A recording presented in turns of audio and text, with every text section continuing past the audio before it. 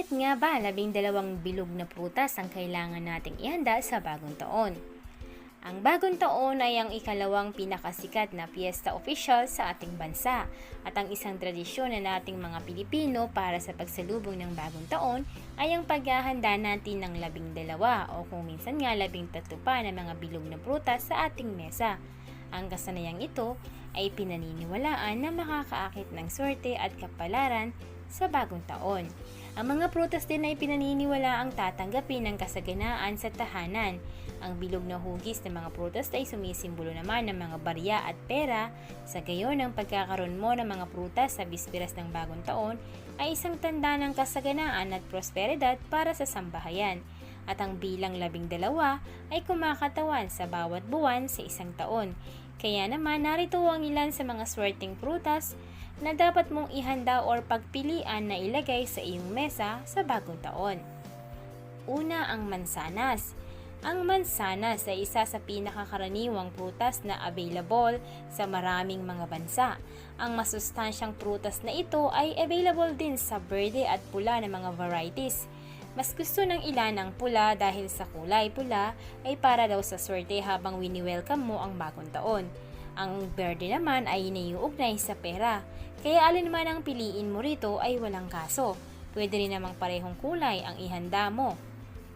Ikalawa, ang pakwan. Sino ba naman ang makakalimot sa pakwan sa kanilang listahan? Ang makatas na prutas na ito ay isang mahusay na mapagkukunan ng vitamin C at katutubo sa Africa. Ito rin ay madalas na naroroon kasama ng 12 prutas sa bisperas ng bagong taon. Kung sa tingin mo ay masyado itong malaki para sa iyong basket ng prutas, mayroon namang mga varieties ng pakwan na mas maliit at perpektong bilugan din. Ang ilan pa nga ay mga seedless. Ikatlo, ubas. Dito sa atin, ang mga ubas ay isa sa mga prutas na ipinapakita o inilalagay natin sa bisperas ng bagong taon sa ating mesa. Kaya ngayon ang mga ubas ay palaging magiging isa sa mga unang prutas na pumapasok sa ating isipan kapag nagsimula na tayong mamili para sa 12 prutas. Ang sunod, ang longgan. Ang mga bunga ng longgan ay bilog at gumagawa ng isang perpektong karagdagan sa iyong 12 prutas. Ang sarap at sweet nila, diba? Nakakatuwang katotohanan tungkol sa mga ito. Ito ay kilala sa China bilang dragon eye sapagkat ang itsura nito ay parang bulbous ng isang dragon. Sunod na swerteng prutas ay ang plum. Ang plums ay magagandang prutas, hindi ba? Ang mga ito ay makatas, masustansya at mabuti para sa iyo kaya huwag silang kalimutan. Ang pagkain mo ng makatas ng dilaw, creamy pulp na prutas na ito ay makatutulong sa iyo na mabuhay ng mas malusog. Ang prutas ding ito ay isang mahusay na mapagkukunan ng fiber, vitamina at mineral at available ang mga ito sa buong taon. Kaya huwag mag-alala na wala kang makikita nito sa grocery store kung kailangan mo sila upang makumpleto mo ang iyong talahanayan ng prutas. Sunod ang persimmon. Ang mga persimmon ay isang mahusay na mapagkukunan din ng mga antioxidant, vitamina at iba pang mga nutrisyon na kailangan ng ating katawan. Ang mga ito ay isa sa mga prutas na pinaka nasisiyahan ako dahil ang mga hinog na persimmon ay perpektong matamis at malutong. Ang mga ito ay isang dilaw kahel na prutas na kabilang sa genus Diospyros na literal na nangangahulugan na Trigonizus. Ang pinatuyong persimmon ay gumagawa rin ng mahusay na merienda. Sunod, ang mabolo o velvet apple. Ang velvet apple ay nauugnay sa persimmon habang ang prutas ay nagmula rin sa genus Diospyros. Ang prutas na ito ay mapula-pula, kayumanggi ang kulay at may pinong balahibo. Ang velvet apple or mabolo ay may cheesing lasa din. Ang sunod, ang mga peaches. Ang mga malabo na balat ng prutas ng genus Prunus na ito ay katutubo sa China at mayroong madilaw-dilaw, makatas, matamis na laman. Ang pit or kernel peach ay isang mahalagang sangkap din sa gamot ng inchik. Inirerekomenda ang pagdaragdag ng ilang mga peaches sa mga prutas ng iyong bagong taon dahil ang mga ito ay highly regarded sa kanilang pinagmulan at sumasagisag sa immortalidad at sigla. Ang mga opisyal na sibil sa China ay pumuputol din ng mga kahoy ng peach sa bisperas ng bagong taon at inilalagay ito sa kanilang mga pintuan para sa proteksyon laban sa masasamang impluensya para sa darating na taon. Honeydew. Ang matamis na honeydew ay mabuti para sa panghimagas, pinalamig o hindi, at sinasabing magkatulad sa Bailan melon ng China.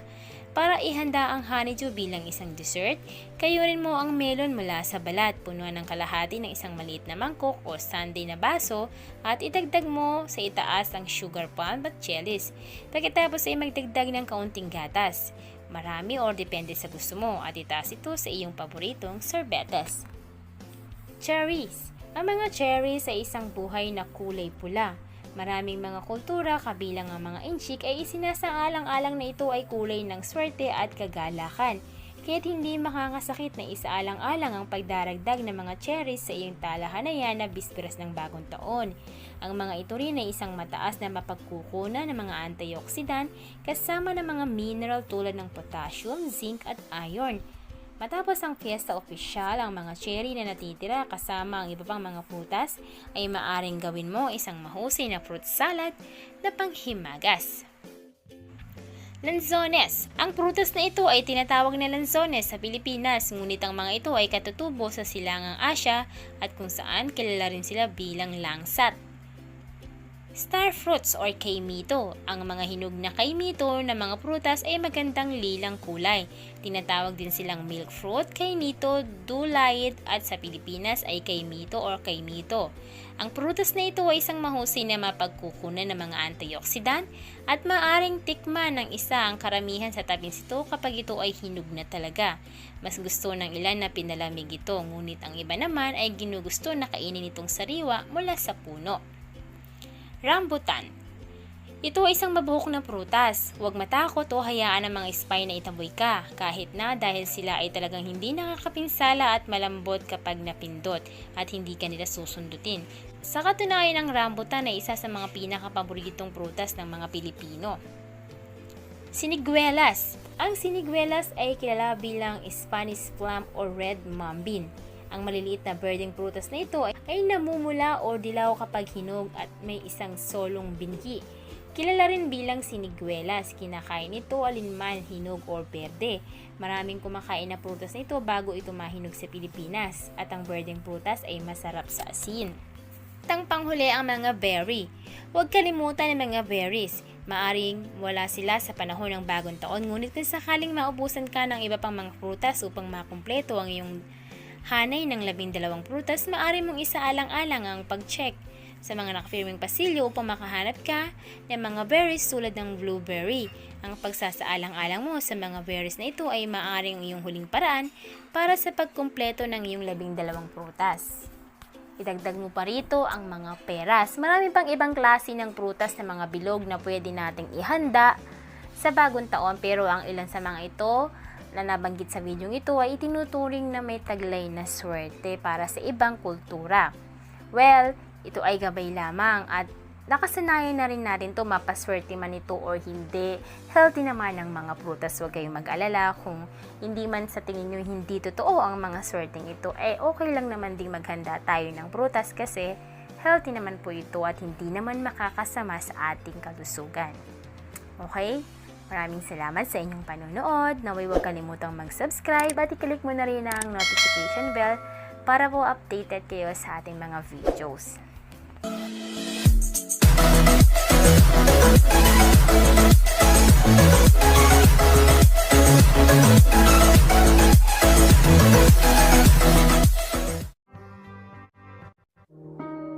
Dati ang aking buhay ay kulang sa sigla. Gandang taglay ko ay hindi nila makita. Ngunit nang ikaw ay makilala, ang beauty ko'y lililingon na. So pick and pack, shop till you drop. Sa Easy Shop, gagandang buhay. Pick and pack, shop till you drop. Sa Easy Shop, mundong magiging makulay. Pick and pack, shop till you drop. Sa Easy Shop, gaganda ang buhay. Pick and pack, shop till you drop. Sa Easy Shop, mundong magiging makulay.